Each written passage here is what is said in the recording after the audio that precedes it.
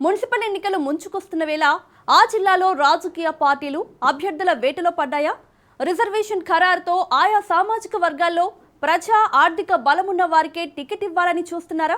అధికార పార్టీలో మొదటి నుంచి పనిచేసిన వారిని కాదని ఇప్పుడొచ్చే జంపింగ్లకే టికెట్ ఇస్తే సీనియర్ల పరిస్థితి ఏంటి?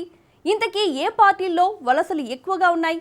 జిల్లాలో అధిక స్థానాల్లో గెలవాల్సిందేననే ఆయా రాజకీయ పార్టీల లక్ష్యం ఎటు వెళ్తోంది? Let's watch the story.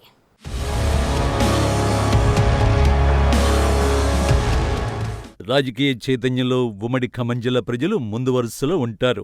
ఉమ్మడి ఖమ్మం జిల్లాలో ఖమ్మం, కొత్తగూడెం మున్సిపల్ కార్పొరేషన్లకు ఇటు వైరా, మధిర, సత్తుపల్లి, ఏదులాపురం, కల్లూరు, ఇల్లందు, అశ్వారావుపేట పురపాలక సంఘాలకు రిజర్వేషన్లు ఖరారయ్యాయి. దీంతో ఈ జిల్లాలో ఇప్పుడు మున్సిపల్ ఎన్నికలు ముంచుకొస్తున్న వేళ అన్ని రాజకీయ పార్టీలు అభ్యర్థుల ఎంపికపై దృష్టి పెట్టాయట.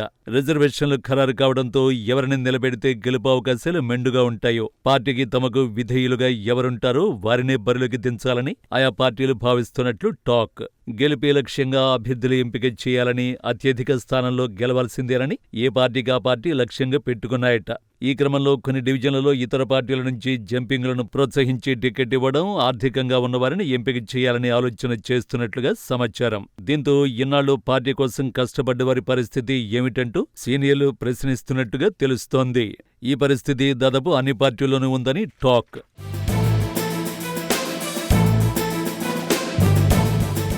టికెట్ వస్తే చాలు, పార్టీ గుర్తు మీద గెలవచ్చు, ఆర్థికంగానూ పార్టీ ఆదుకుంటుంది, పార్టీ క్యాడర్ కూడా మన వెంటే నడుస్తుందనే అంచనాలతో నాయకులు టికెట్ కోసం తీవ్ర ప్రయత్నాలు చేస్తున్నారట. తమ సామాజిక వర్గ డివిజన్ వార్డులో తమ సామాజిక వర్గ ఓటర్ల సంఖ్య, తాను ఎన్ని సంవత్సరాలుగా పార్టీకి సేవ చేస్తున్నది, ఆర్థికంగా ఎంతవరకు భరించగలను అనే వివరాలను మంత్రులకు, ఎమ్మెల్యేలు, మాజీ ఎమ్మెల్యేలకు వివరిస్తున్నట్లుగా సమాచారం. టికెట్ ఆశించే వారి సంఖ్య అధికార కాంగ్రెస్ లో అధికంగా ఉందని సమాచారం. దీంతో పాటుగా జనరల్, బీసీ స్థానాల్లో టికెట్ ఆశించేవారు అధికంగా ఉన్నారట.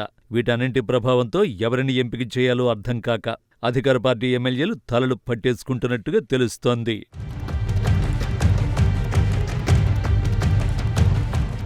పార్టీ గుర్తుపై జరిగే ఎన్నికలు కావడంతో మంత్రులు, ఎమ్మెల్యేలు కొంత ఒత్తిడికి గురవుతున్నట్టుగా సమాచారం. అత్యధిక స్థానాల్లో గెలవాల్సిందేననే నిబంధనల నేపథ్యంలో ఆచితూచి అభ్యర్థులను ఎంపిక చేయాలని నిర్ణయిస్తున్నారట.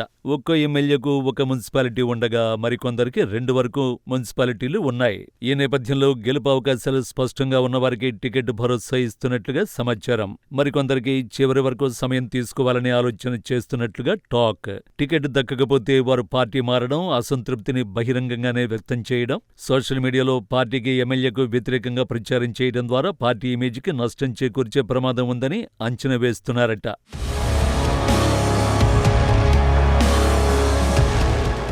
మరోవైపు పార్టీ బలోపేతంలో భాగంగా కాంగ్రెస్, బీఆర్ఎస్లకి వలసలు మొదలయ్యాయి. రిజర్వేషన్లు ఖరారు కావడంతో టికెట్ కోసం కొందరు, ఇతర అంశాలను పరిగణనలోకి తీసుకుని మరికొందరు పార్టీ మారుతున్నట్లుగా సమాచారం. ఎక్కడికక్కడ ఎమ్మెల్యేలు, మంత్రులు పార్టీ మారే నాయకులకు కండువాలు కప్పి వారిని పార్టీలోకి ఆహ్వానిస్తున్నారట. అధికార పార్టీలోకి అధికంగా వలసలున్నాయని సమాచారం.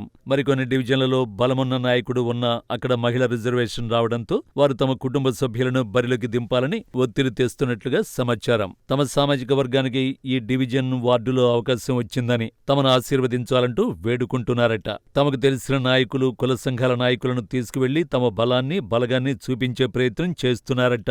ఇలా టికెట్ కోసం రకరకాల ప్రయత్నాలు చేస్తున్నారు. టికెట్ కోసం ఒకవైపు ప్రయత్నిస్తూనే మరోవైపు డబ్బులు సమకూర్చుకునే పనిలో నిమగ్నమైనట్లు సమాచారం. రాబోయే రోజుల్లో ఎటువంటి రాజకీయ పరిణామాలు చోటు చేసుకుంటాయో చూడాలి మరి.